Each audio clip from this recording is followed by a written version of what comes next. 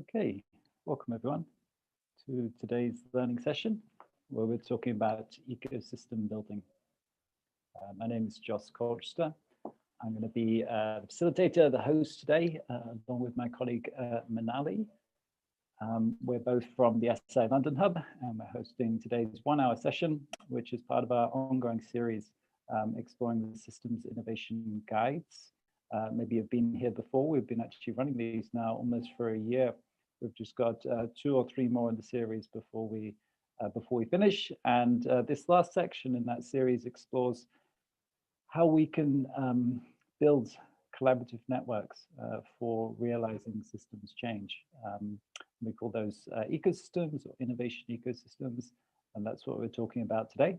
We're going to have a bit of a presentation. We're going to be working on our mirror board, so hopefully Manali can share in the chat the mirror board, and I'll have you join me here. I'm firstly going to elaborate a little bit on the contents of the guide. So this is what today's session looks like. There'll be a presentation here, and then we have our workshop down here.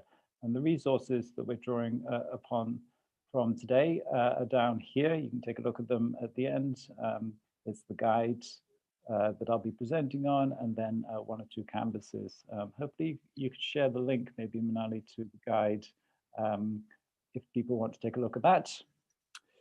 So let's jump in for a little presentation as to what are we talking about? What are ecosystems? How do we build them? Why are they so important in the context of systems innovation?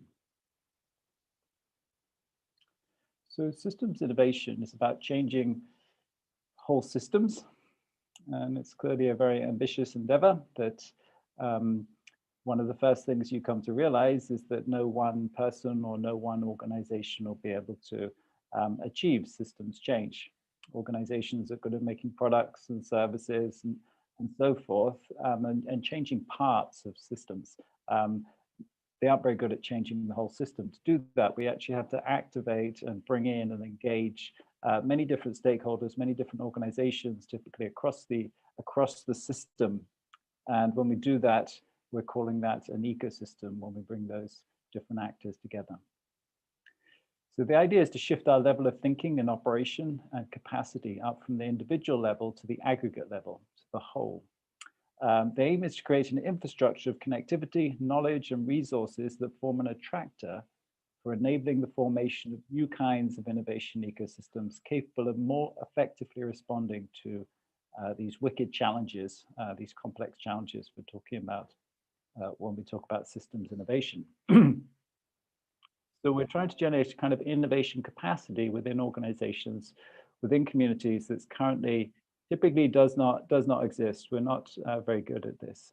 We're good at producing things within organizations, but not very good at getting kind of collaboration and broader alignment across the whole network of actors around tackling a specific challenge. So that's what we're trying to learn to do. How do we actually do that? How do we build those kind of ecosystems? And what is an innovation ecosystem? So it's an interesting concept because it's a very a systems concept. It's a systemic concept in the sense that it's about something more than the individual parts. And it's about innovation, right? So innovation is the value-adding process of creating and applying new ideas to enable the adoption and transformation of existing ways of doing things. There's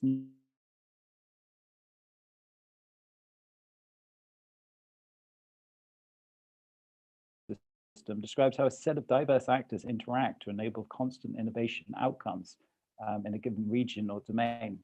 So that's another aspect of it. It's typically an ongoing thing.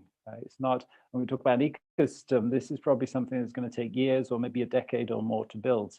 So it's an ongoing process of interaction between a group of members, of peers who are interested in tackling a particular challenge and generating new ideas and applying those towards tackling it, working together on that. So it's about connecting and coordinating. The value added beyond the individual parts comes from the synergies between the actors. So that's an important part. How do we put these different pieces together in the right way for something to emerge, some kind of greater capacity than any of the individuals have? So that's what we're talking about when we say an innovation ecosystem. You're welcome to drop any questions or comments you have in the chat. You can maybe pick those up, Manali, as we go along. If there are any ones that any particular questions people want to ask, feel free to pose those. Yeah, nothing yet. Okay. So why are we doing this? Yes, the whole reason is because we can't do it as individuals, as organizations. In such context, existing kind of ways of organizing, we traditionally end up within kind of closed organizations. They aren't really helping us when it comes to these complex challenges. What is needed instead are open organizations. So that's a key part of it. Ecosystem kind of implies that it's not owned by anyone, really. It's not a closed, it doesn't have a fixed structure. It's an open sort of network. Open organizations can work with complexity to connect and coordinate diverse actors in synergistic ways to realize the emergence of systems level functionality and enable kind of transformational change instead of incremental. So this graphic here is trying to kind of describe it or illustrate it. This is kind of the world we live in on the left here, lots of different organizations. We often end up recreating the wheel. We end up competing. We end up with unintended consequences, doing something over here, and it has a negative effect over here. And it's not the way to do transformation. You have to really put something in the center when it comes to transformation and bring all these actors together and get them working together if you really want to change a system. So that's what we're aiming for. That kind of shift from, we might say, silos to this kind of networked ecosystem way of organizing. Yeah, let me stay going here. And these are kind of key aspects of ecosystems. Their holistic value is realized at the aggregate level, not any specific organization or solution. They're dynamic. There's no fixed solution, no endpoint, always motivated to, it's continuous development. There's no fixed point. There's a commons, there's some kind of shared resource. There needs to be some kind of shared resource that forms an infrastructure that brings the actors together. They're networked in nature. An ecosystem is a strong sharing network capable of integrating a large array of resources and capacities on demand in an effective way. And there's some aspect of community about it also, which is an important one we sometimes kind of forget. Governments often get caught up in all the money and big organizations and so forth. And sometimes it's good to bring it back to the basics of community, a few people coming together around something they care about and they want to work together around. So I find that quite an important aspect to it, to remember that ecosystems in some sense are communities of people. Okay, and it's about new configurations. This is innovation. Innovation is about bringing things together in new ways to tackle a particular challenge. We're just doing it at a pretty large scale here. When we say ecosystem, we're normally talking about, a large diverse group of organizations, maybe in a city, something like this. So we're doing innovation, but it's not kind of, product innovation or service innovation. This is a larger sort of thing, but it's the same thing. We're trying to bring different parts in the system together in a way that's going to really catalyze and work synergistically. So this is what Mark Ventresca has to say. The elements of new opportunities, the elements of new combinations are around. They're available to us. It just takes pulling them together in new and different kinds of ways. And this is the skill of the systems building skill. The skill is the systems building skill. So we talk about systems builder. That's what we're talking about. Someone who's able to go in and see the different parts that are needed and bring those together. And recognize that we probably don't have to create, you know, a whole pile of new things in the system. They're probably there already. We just got to find them and bring them together.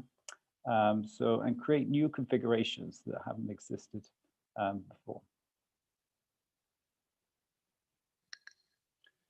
Okay, I'll stay going. And ultimately, this is a new kind of organization. This is a bit why we find it tricky, right? There's a lot of talk about ecosystems at this time, and not a massive amount of understanding. But one of the reasons we struggle with this is because they really are a new form of organization. A lot of the principles that applied in kind of the traditional bureaucratic closed organization don't really apply so well here. Because it's a kind of a networked organization, which is a different sort of organization. So since the massive proliferation of connectivity recently experienced, we now find ourselves organized into boxes and silos. And there's a huge kind of mismatch between the way we're organizing, goes back to this graphic here. We're kind of organized like this in these boxes and silos when we need to be organized in this new kind of networked way. And that's the challenge. How do we understand networks? How do we build open organizations based upon these new principles? Okay, so that's that. Are there any questions? Is everybody happy to date about what we're talking about when we say an ecosystem? Okay, so Shelley, you're asking, could you please clarify what you mean by closed organizations? Well, just think about this. If you want to go and join HSBC's headquarters is just beside me here. If you want to go and join HSBC, you can't just walk in the door and go and sit down and start typing on the computer. No, you'd have to be recruited, and there'd be, you know, a process for you to become part of that organization, because it's a closed organization. Me and you can't join unless we got recruited. That's not like Uber. That's not like YouTube. YouTube is more of an open organization. Me and you could just go and put a video, sign up on YouTube and put a video there. That's what I mean by an open organization. It's kind of an on-demand one. Anyone can join Uber as a driver, but you can't join the taxi company without having a certificate and being part of that organization, because it's a closed organization. Does that make sense? Shelley, do you want me to? You can unmute yourself if you want. I could elaborate further. No, that's really helpful. Thank you, Joss. Okay. So that's a bit about innovation ecosystems and why we're doing this and so forth. Down here, let's talk about ecosystem building. What's that? How do we actually create these things? How do we go about this? Because this is really going back to systems innovation. This is part of doing systems innovation, right? At the end of the day, if we're going to change a system, it's going to happen like this. We're going to have to bring people together in new ways to make this change happen. It's going to be part of our job if we are systems innovators to do that. And it's like everything, it's a capacity we can learn. We might not be good at it at the beginning, but it's something we can definitely learn. So this is insight from Geneva Global, a systems entrepreneur. So those are similar sorts of words: systems builder, ecosystem builder, systems entrepreneur. We're meaning kind of the same thing here. It's a person or organization that facilitates a change to an entire ecosystem by addressing and incorporating all the components and actors required to move the needle on a particular issue. So this is it here. We know what an entrepreneur is. They create value, they put things together, they make a business or whatever it is. Through introducing new products and services to the market, they create value. And that's an entrepreneur. So a systems entrepreneur, the creation of new value networks through the integration and alignment of parts towards changing a system. They're not necessarily introducing a new product or service. We're going to talk now about the example of electricity. This gentleman, Mark Ventresca, who kind of studied, he's a professor at Oxford, and he studied innovations and these kind of large innovation changes that happened historically. And he studied the introduction of electricity and the development of the grid in the United States of America. And actually, the advent of the electrical grid is a massive a massive amount of parallel changes across the whole ecosystem have to happen. It's not just that you invent, direct current or something. You have to roll out this huge infrastructure that affects government, that affects, consumers and so forth. So it's not that you're producing a new product or something.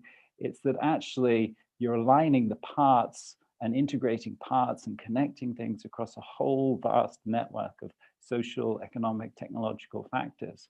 That's what we're talking about by a systems entrepreneur. They aren't going and producing the next app or whatever it is. They're thinking about how to connect things across a whole network to create a new pattern, a new way of doing things in the system. Okay, so that's that. This is systems entrepreneur. Systems building is about generating momentum by creating and capturing the energy of key people within the system and creating the context for organizing them in new productive constellations. Systems builders enable change by creating the appropriate conditions for the actors to change their overall way of operating in ways that are intelligible for them and create value for them, right? This is an important part of it. We'll talk about, you can't just create value for the system, you've got to create value for all the actors in the system, or else they're not going to want to be part of this. We'll look at that later on. To do this, we have to illustrate and communicate effectively what is the higher level value to the whole ecosystem that would be realized by the actors aligning in new ways. We have to bring them together and illustrate this, communicate it to them. What can they not do on their own that they could do together? What are the desired outcomes from working together? What's the function required to achieve this? What's the function in the system that's missing at the moment that they could achieve by working together? For example, the electric grid, right? No one organization could deliver electricity to all consumers. Many working together could do that. So how could we then align to achieve these new outcomes? What are the new value flows that would need to be in place to incentivize those higher level outcomes? These are the kind of questions we have to ask in systems building. And we will do now when we look at our canvas. So this here, this is a bit of a model here we might use to think about all of this stuff because it's quite complex, as I imagine you're perceiving at this stage. How can we represent this in some way? So this is the model. We're going to jump into a canvas now to start playing with this. You can see it's somewhat similar to a system, right? There's all these parts and there's relationships between them. And this thing's performing, it's a system, right? Systems perform functions. They do something. They bring parts together, connect them in the right way to perform an overall function, just like our body does, just like, a transport system or so on does that. And this innovation ecosystem, it's a system also, and there are different parts to it. There's a question of what's the overall function of this thing? What are we trying to do? I was just in a meeting before this actually about developing an innovation ecosystem here in the UK for tackling climate change. A whole pile of different organizations. The function of that would be trying to tackle climate change, mitigate or adapt to it. So we'd have to ask that question first. What is the function of this ecosystem? And then what are the elements we need to bring together? What are the parts that we need in this ecosystem? What are the types of relations we would need between them, the kind of connections? What are the activities we'd do? That's a good question. What kind of a program will we set up so that these people, these organizations can start to work together, learn how to work together effectively? We'll look at those in a minute. It might be stuff around education, learning together, or it might be networking events, right? Just spaces for these people to start connecting and so forth. It might be ways for them to collaborate and co-create things together. Those are the activities that we need to facilitate. Normally call them programs for these actors to start to work together and start to develop ideas and work together on applying those ideas. What's the story we're telling about this ecosystem? Right? These, as I said before, these actors are probably not going to want to get involved unless you tell a compelling story about why they should be part of this, what's the value for them, what's the value for everyone else, maybe say some history about this. What's the actual challenge? Why is the challenge so important? So on and so forth. What's the learning engine? How's this ecosystem going to learn over time? It's going to start off not very effective, but how's it going to build its learning? How's it going to capture that knowledge and use it and build upon it over time? Those are questions. How's it going to scale, develop, and grow? How we assess? Interesting question. We'll be looking at this in a future guide in a couple of months around assessing for systemic impact. How do we assess for the effects of this overall ecosystem and not just the individual parts? And then we've got to build some kind of a platform, some kind of an infrastructure to support all this. We'll probably need a little steering group or whatever you want to call it, a little platform to support all these activities and so forth. I'm going to have to think about that. Everybody happy generally with that? That's the model. It's not the only model we could have. There's plenty of others. I'm not saying it's, you know, complete in itself, but it's just one that we're going to use now in a minute. Yeah, I might skip over some of this and jump straight into our canvas actually, and then we could kind of have a discussion as we go along. Yeah, I might come back to that afterwards. Let's jump straight into our canvas here. So here it is. Hopefully you got the Miro board link, and hopefully you'll join me here in Miro, and we're going to use that canvas. We're going to think about developing an innovation ecosystem. This time, it's for the earthquake that happened in Nepal, quite a tragic earthquake, a large one in 2015. And I met a lady not long ago, had lunch with her, and she told me how she was actually there working. She worked for these non-for-profits, these NGOs, these charities and so forth. And she was there at this earthquake. Obviously, after this earthquake happened, it was a devastating event, and there was a lot of support needed from different foundations and philanthropy around the world, non-for-profits. But as you can imagine, it was a disaster and everything was out of sync. Let's just get a little bit of history on this here. Disastrous events in a very poor and politically paralyzed nation such as Nepal often become a long drawn-out chain of events, in that one disaster feeds upon another for years or even decades. The after effects from the earthquake had subsequent effects on a myriad of things, labor costs, rental property, urbanization, so on and so forth. So suffice to say that a lot of different things got out of sync, and a lot of different problems, and a lot of different NGOs and foundations came from all over the world to help, but they weren't coordinated at all. And she set up a hub in Nepal for trying to bring these different actors together, build an ecosystem so they could start to coordinate and work effectively to really help these people in Nepal with the tragic event they've been through. So that's what we're going to tackle today. That's what we're going to think about. So we're going to start right in the center here, which is the question. I think this is probably the first question we should always be asking. What's the function? What are we trying to achieve that we couldn't achieve as individuals? It's really the question we want to ask here. So if you have the Miro link, please grab a sticky and start right in the center here, zoom in, and not too big, please, because there isn't too much space here. There's quite a few of us. And post up, what do you think the function of this ecosystem is? We'll take a couple of minutes to do that. This is an important question because we're kind of framing everything else, right? So we might want to think about this for a little while. It might not be obvious. I'll take a bit of time to think about it.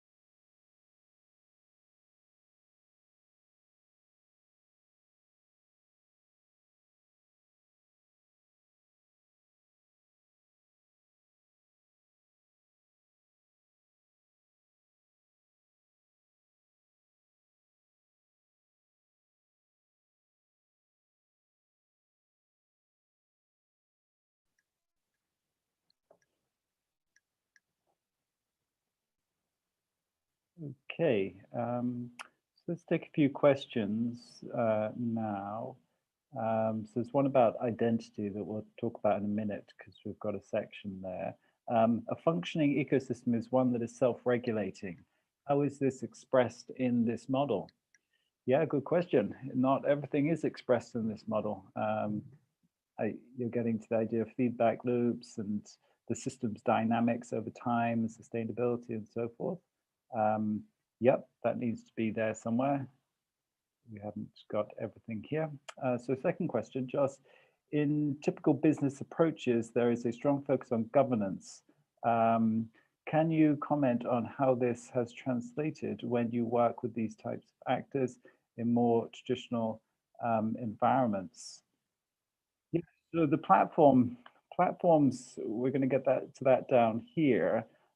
They really kind of set a lot of the governance, the rules of the game. And that's, you see that with most platforms. Platforms are kind of governance systems, right?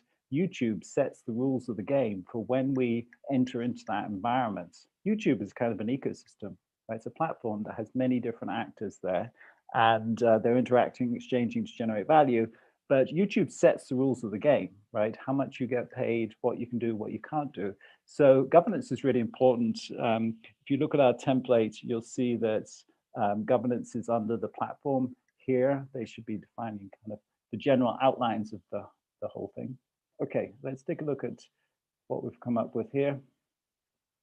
So what's this ecosystem that's trying to help Nepal recover really about? There's different ways of answering that question. Is it about people? Is it about community? What's actually, we've got sustainabilization, English, engage leadership, coordinate recovery action. Okay, that's a good one. Gather, co-create, and share knowledge. Yeah, it's about more than knowledge though, isn't it? You've got to actually, this is a pretty dire situation, things need to happen. Bringing local services back online first, coordinate support to appropriate people. Yeah, make sure support reaches beneficiaries. Yep. Inventory of what needs doing. Okay, recovery and redevelopment, focus on most vulnerable, marginalized, safe stability and continuity, recovery and rehabilitation. Okay, to consolidate the efforts of different actors involved in Nepal's recovery for greater overall impact. Yeah, that's quite good. Could be the kind of purpose statement, the mission statement for this ecosystem. To promote effective recovery for every element affecting the system. Okay, very good. I hope you see how important that is. It's going to shape everything going forward. It's also going to shape, importantly, the story we're telling about this. Because this is kind of the first thing you're going to have to do. First, you're going to have to think, firstly, you're going to be asking what's missing here. Like this lady in Nepal, she would have been there and others would have been there and said, wow, this is a bit of a mess. This is a disaster. I mean, everybody's doing their thing, but there's no coordination here. How can we think? She noticed and others would have noticed something missing here in terms of this overall coordination.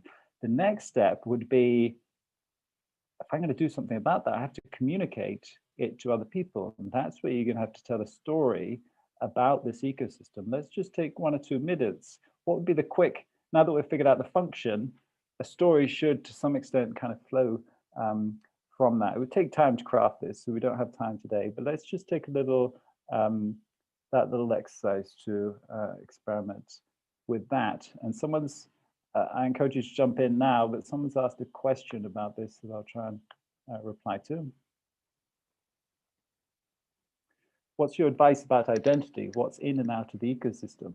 So this is a really good question. Actually, I said I was just in a meeting an hour ago about building an innovation ecosystem for climate change, and someone touched upon this. You know, in that ecosystem, would we just focus on entrepreneurs and startups that have, you know, climate change in their title?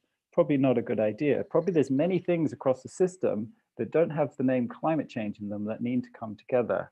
So we need to be careful in crafting this identity, because as the commentator here, Marie Marina points out, we're including and we're excluding based upon what we say. So we need to be careful what we say here. We want something open that's able to connect all the parts that we need. But it's also, identities always have that challenge, right? That challenge between being too open or being too closed. There needs to be some boundaries around this. But where do we kind of set those boundaries? And that's part of the narrative. It would shape who will this speak to, who will this attract, and so forth.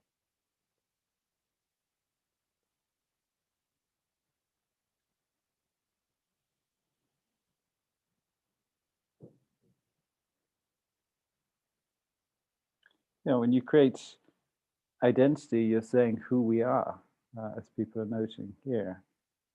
We are Nepal's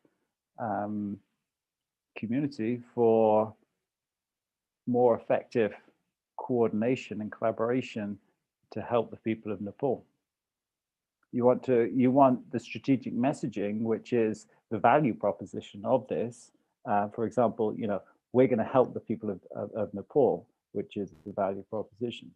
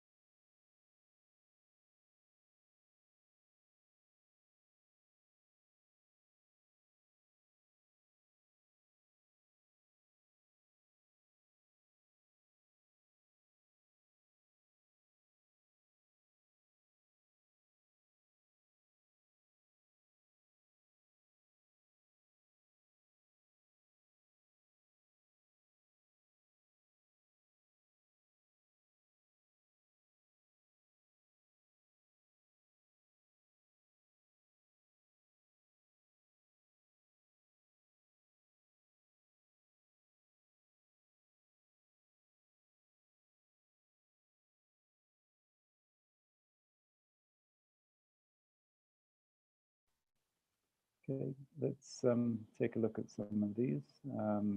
So we're listening to the community, determining resource needs and tapping into alliances to build and ensure quality of life is restored. Yeah, very good. There are a lot of strong orgs with good intentions here that aren't aware of their blind spots, that are more focused on the internal targets and overall recovery, and need a new way to leverage their strengths for shared purpose. This ecosystem puts recovery of Nepal's people first.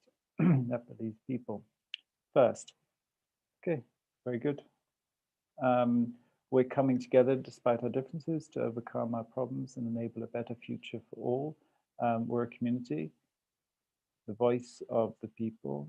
We could do more and better by working together. Yeah, I mean, that's ultimately what you're saying. You might want to communicate it, elaborate it a bit more than that, but that's always the essence. By coming together, we can create value as a whole that we can't individually, and articulating what that value is and why it's important is going to be central to your strategic messaging and the identity of what this is about. So let's stay going. The next main question would be to map out what are the factors and actors what are the factors affecting this situation? What are the actors we need to bring together? Because these are going to be the elements in our ecosystem. So with our London hub, we actually have a small team. We're working on a lab for climate resilient cities. And the first stage in that is actually creating this story around what it is and why it's important and so forth. The second stage is around mapping out what are the factors affecting that, because this is really key. So, and that's going to tell us what actors we need to bring together. And it might not always be obvious. for example, here we'll talk about all the other NGOs and foundations and so forth, but we're definitely going to need government here somewhere, different departments. What else might we need? We might need something about agriculture or something like this. There might be building companies that need to be brought on board, or trade unions, or whatever it is. So we would want to then map out the factors and the different actors there, these little plants. What are the little plants in our ecosystem? So that'd be the next stage. Let's give that a try down here. What are the elements we're going to need in our ecosystem? We'll just put in the different actors, organizations, and so forth.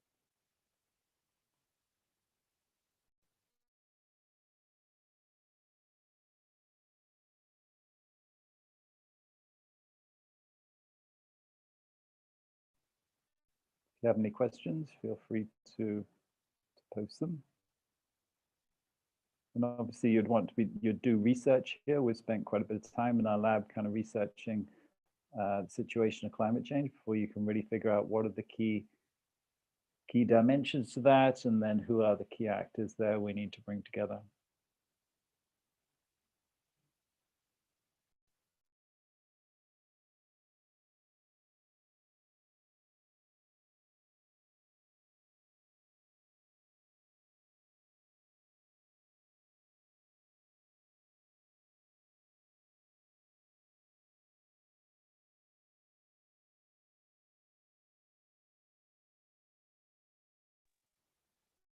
So someone's watching, asking about the video. This is being live streamed onto our YouTube channel, so it'll be available, the recording will be available there afterwards. Maybe Manali, you could share the link to our YouTube channel for people.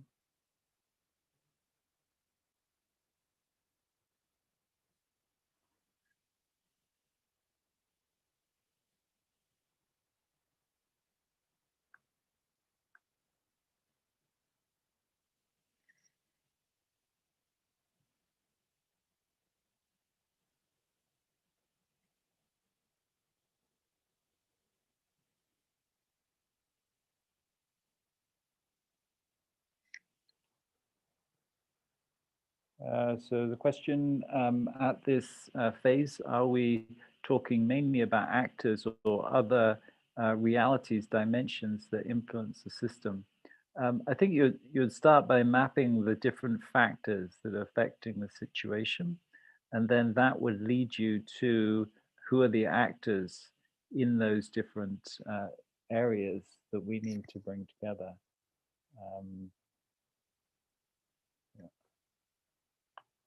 And this is kind of getting to the leverage points thing, right? A lot of those factors may not be obvious. It may be something to do with someone has family down here, right? So it might be something to do with the way that, you know, Nepalese culture sees family and hierarchy in family, or gender imbalances, or things like this that people aren't thinking about, or water, where people get their water from, you know? There could be things that you're not thinking about immediately, aren't obvious immediately, and that's the point of mapping and doing the research, that you kind of explore all those different dimensions to try and find those leverage points, the most important ones that may not be obvious immediately.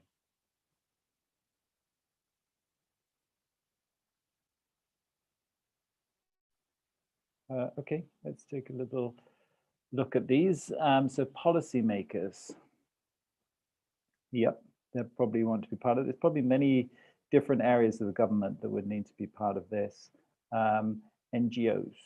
Yep. Construction, development organizations or businesses. Definitely. A lot of the infrastructure and houses have been knocked down. They need to be rebuilt. Local groups. Yeah. Yeah. And it'd probably take a bit of research to figure out who they are, to understand that. Okay, building and spaces, local elected leaders, or even just local leaders of any kind, really. This community is going to have to, you know, mobilize itself in different ways.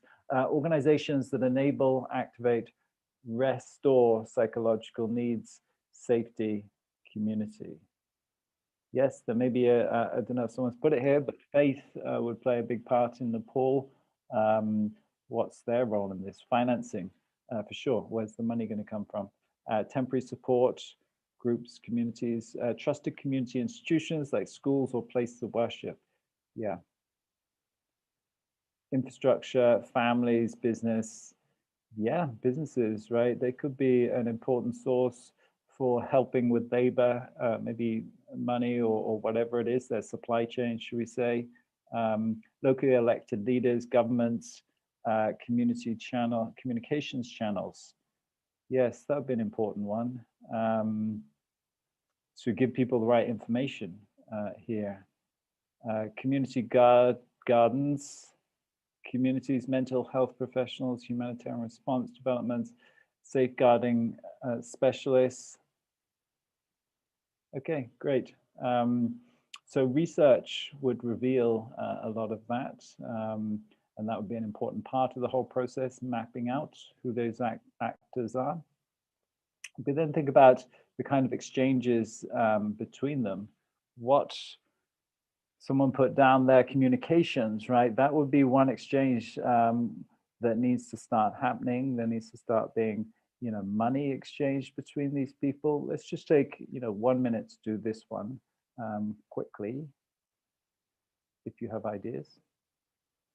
What are the connections that we need to enable that maybe aren't there existing at this time?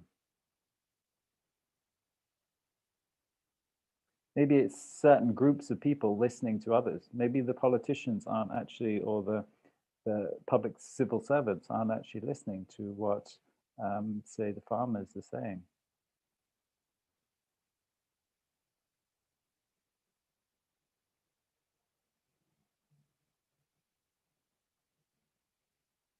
Or maybe money is kind of trapped up in one area and it needs to be connected with other areas of activity and other actors. Or maybe it's just supply chains, right? We need to get food to certain people.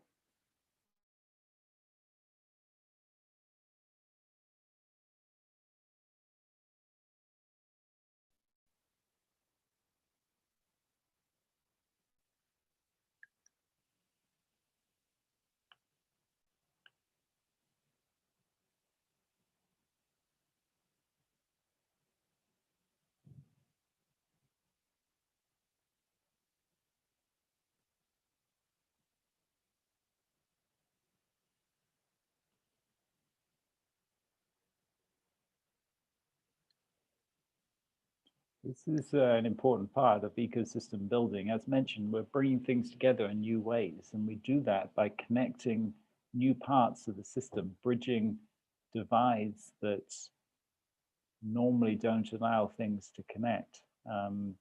So it's really important. Once we've identified these different aspects, we need to start connecting them in new ways.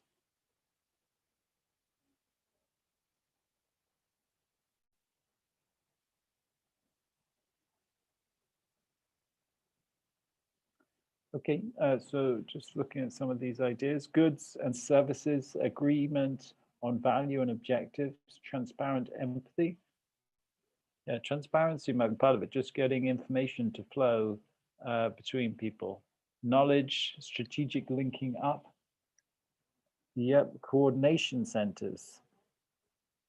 Ways to share best practices, getting ideas exchanged. So power, committees, and distribution of roles. Indigenous knowledge ignored. Yes, that's maybe one about connecting marginalized people to people who maybe have power and who aren't being listened to at the moment. Maybe those people have knowledge and ideas that aren't being incorporated. How can we bring those in? Not duplicating. Yep. So equitable distribution of resources, data on unserved or underserved people, framework to understand need and mobilize to address living conditions, etc.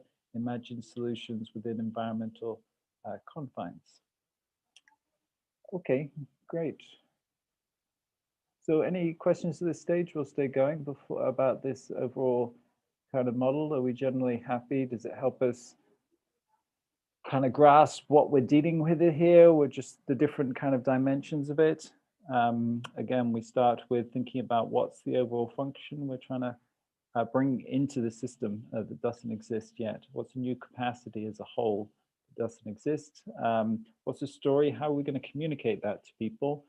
Who are those people? What are those factors affecting this? And how do we bring the actors together?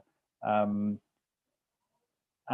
what are the actors that need to be there, that are the important actors affecting a situation? How are we going to start connecting them in new ways?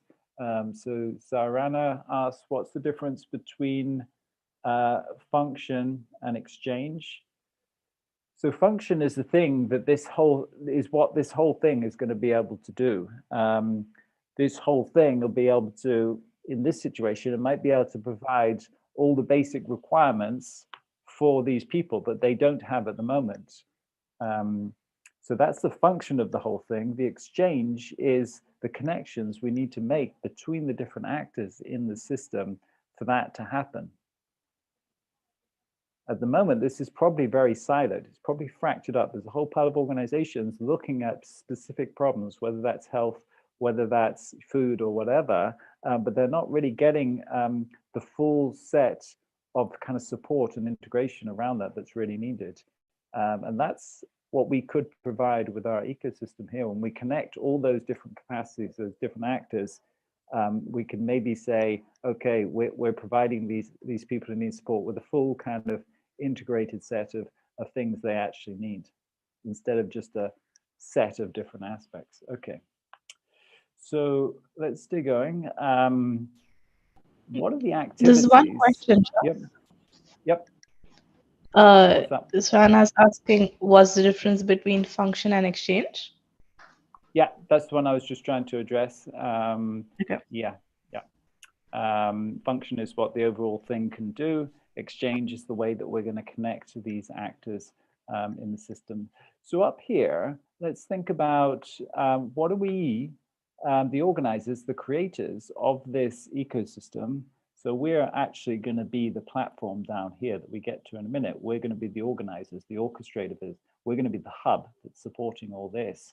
But what are the activities we would need to do to make all this happen? For example, we have one down here. We need to connect some people with, say, indigenous knowledge that's being ignored. So how are we going to make that happen? That's an activity. What would we do to get that knowledge into the system, to get it to the right people? There are many other activities that need to take place.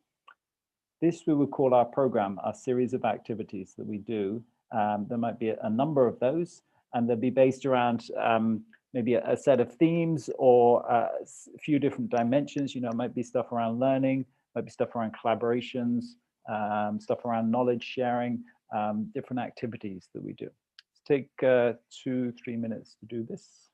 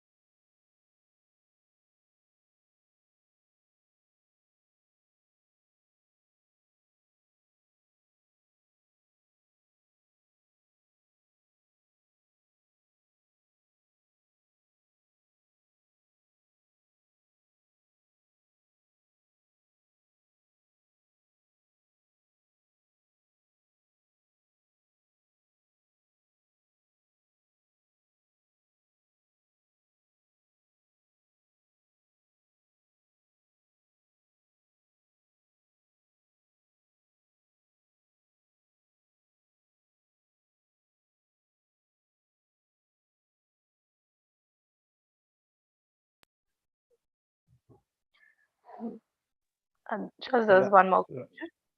Yeah, I think I've got it. The theory of change challenge us to think first on the impact and outcomes, and only then on the activities. Does this make sense for systems change?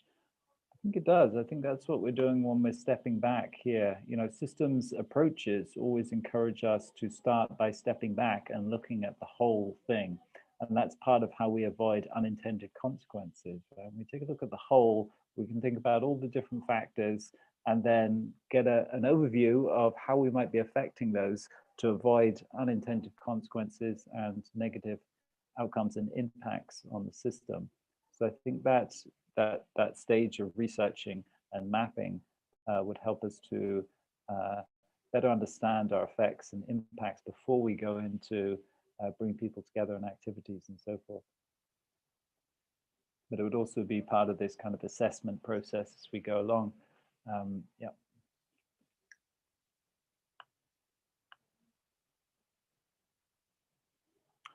Okay, so just 5 minutes left. We'll take a little look what we've come up with here. What are the activities we would do? We're setting up a hub in Nepal to help these different organizations work together to support the people of Nepal, of Kathmandu and so forth, and their challenges. So equitable distribution, is that an activity? I wouldn't say that's an activity. Connection. Yeah, information bulletin relay. Okay, so what are we doing here? We're creating a space for communications is the activity that we're doing. So remember what this is about. This is us as a platform, as a hub.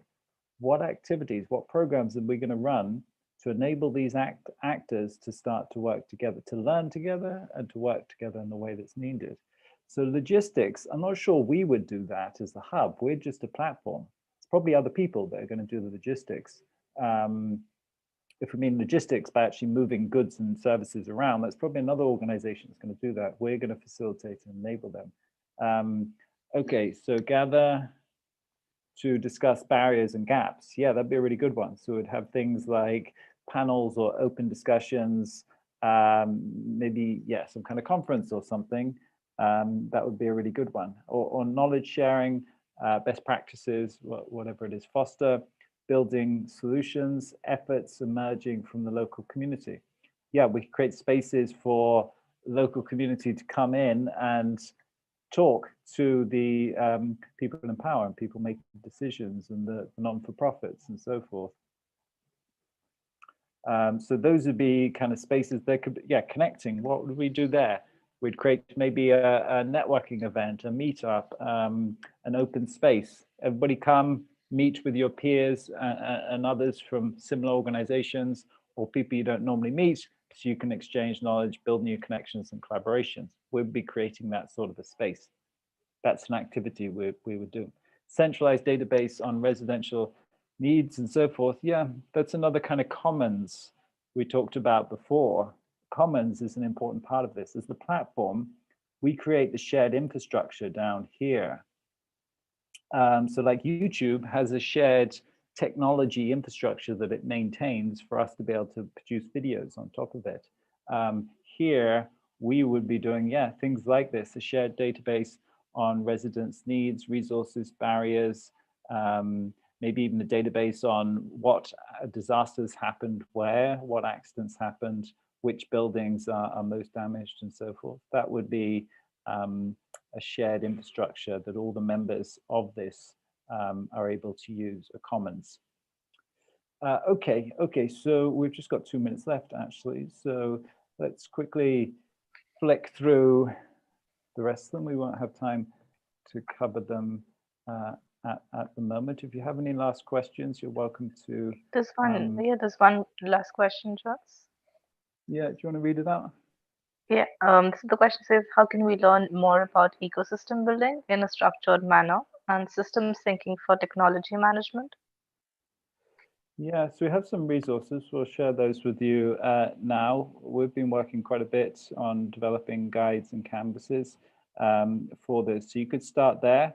And there's actually, you'll find links to other resources there. So I'll share those with you in a minute. It's a very interesting area, very interesting subject, and many dimensions to it, and very, very challenging also to actually build these things. So let's finally flick through these. So the platform, as mentioned, this would be the infrastructure that's going to enable our bringing these people together, enabling them to learn, connect, and create together. So in this example, we might have a physical space in Nepal where maybe getting some money, maybe we'll actually have some money to support different people doing different initiatives. That's part of our platform.